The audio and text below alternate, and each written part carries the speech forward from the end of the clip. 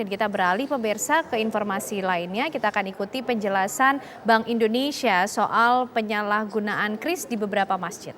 Ketentuan-ketentuan, kesepakatan ketentuan yang harus diberlakukan. Nah, KASPI yang harus dilaksanakan oleh PJP ini adalah yang terkait dengan pedoman edukasi untuk merchant dan pengguna kris dalam rangka meningkatkan keamanan transaksi kris, gitu ya. Jadi PJP-nya juga selain wajib untuk mengedukasi, untuk membangun literasi, dia juga wajib melakukan sendiri know your customer-nya. Kemudian kalau dari Bank Indonesia sendiri bersama industri sebagaimana tadi diungkapkan selalu terbuka atas masukan gitu ya dalam rangka terus memperkuat kualitas pelindungan konsumen termasuk edukasi yang disampaikan oleh pengguna kris. Tadi kontak center PJP dan juga kontak center Bank Indonesia tentunya selalu terbuka, dari bicara juga masyarakat dapat memberikan masukan atau juga diskusi. Nah, kemudian secara khusus penguatan pengawasan terhadap penyelenggaraan kris oleh PJP tadi ya. Yang pertama memastikan proses know your merchant atau semacam know your customer pada PJP dalam memproses pendaftaran merchant baru yang dilakukan sesuai dengan ketentuan yang berlaku. Hal ini dilakukan sebagai proses due diligence pada merchant untuk memverifikasi identitas, kemudian juga menetapkan legitimasi layanan atau bisnis, ini tujuan-tujuan ini ya, dan juga mengevaluasi kemungkinan risiko yang terlibat. Jadi dengan PJP sangat memahami tujuan ini gitu ya, mereka sangat dapat paham atau sangat tahu mana hal-hal atau data-data yang perlu diverifikasi sekali atau dua kali.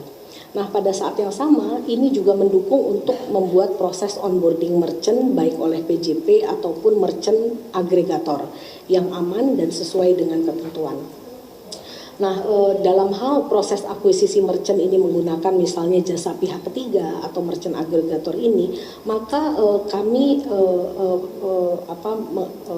menetapkan juga gitu ya bersama ASPI perlu dipastikan proses know your merchant ini dilakukan, termasuk verifikasi calon merchantnya. Jadi si merchant agregator pun juga diberlakukan, ya dilakukan dengan standar yang sama jika dilakukan oleh PJP itu sendiri.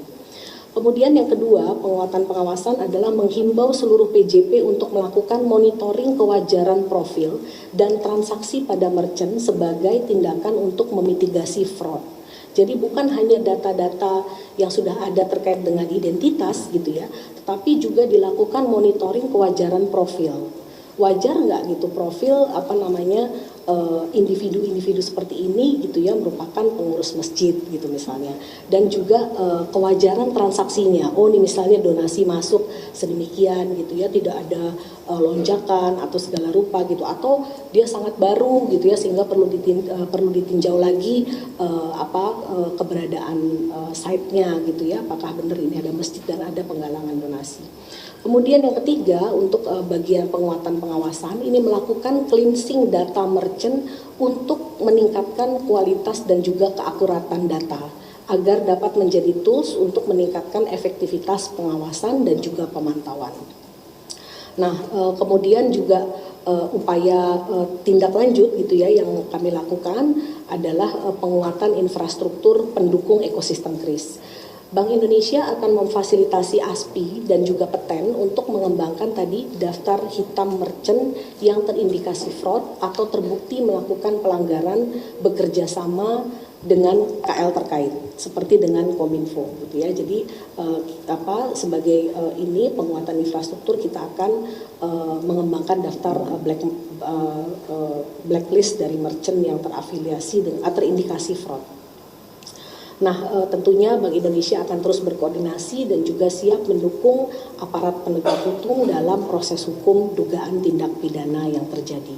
Nah, mungkin yang terakhir Pak Erwin yang perlu saya sampaikan, tadi saya sepakat sekali gitu ya bahwa kris ini perlu dijaga gitu ya, dan sesuai dengan semangat BSPI, Blueprint Sistem Pembayaran Indonesia, bahwa inovasi itu terus selalu harus didukung, ditingkatkan, tetapi kita sadar dengan adanya inovasi pasti ada resiko yang perlu kita mitigasi. Nah, itu striking the balance-nya yang perlu kita jaga bersama.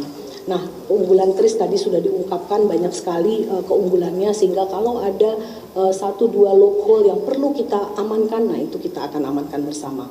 Nah, untuk fitur keamanan kris saya kalau boleh sampaikan gitu ya, bahwa pertama kris diadopsi dari standar global IMVCO yang merupakan international best practice. Jadi krisnya sendiri fitur keamanannya sudah sangat baik. Dan kemudian penyelenggara kris wajib berizin dan memperoleh persetujuan BI, di mana salah satu aspek yang dipenuhi adalah standar keamanan. Kemudian aplikasi pembayaran yang mendukung kris ini menggunakan teknologi keamanan terkini, salah satunya adalah dengan two-factor authentication.